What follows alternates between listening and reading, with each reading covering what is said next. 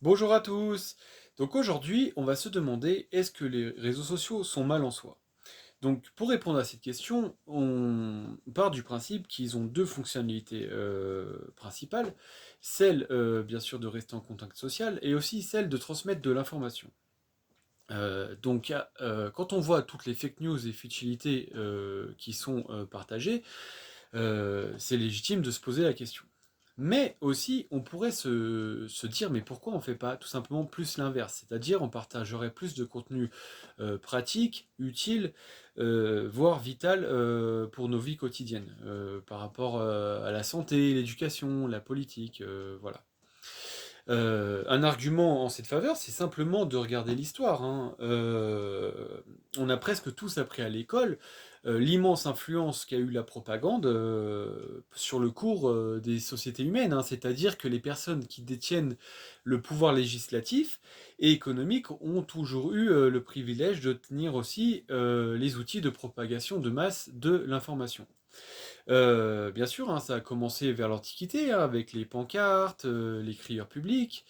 Et après, bien sûr, il y a eu l'imprimerie, les journaux, les livres, et ensuite hein, la radio, la télé, la pub. Hein. La pub, on voit bien tous les dégâts que ça a fait, que ça fait encore aujourd'hui.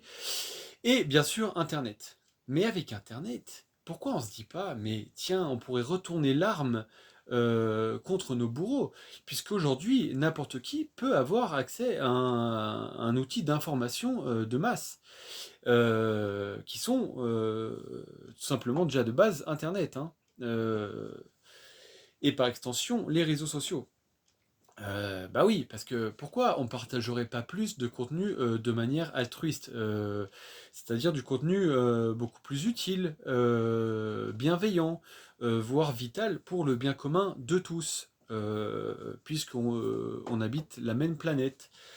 Plutôt que du contenu qui n'a que pour but la domination psychologique ou économique de nos semblables, hein, parce que ça c'est une réalité et c'est pas seulement ceux de là-haut qui font ça, hein, voilà.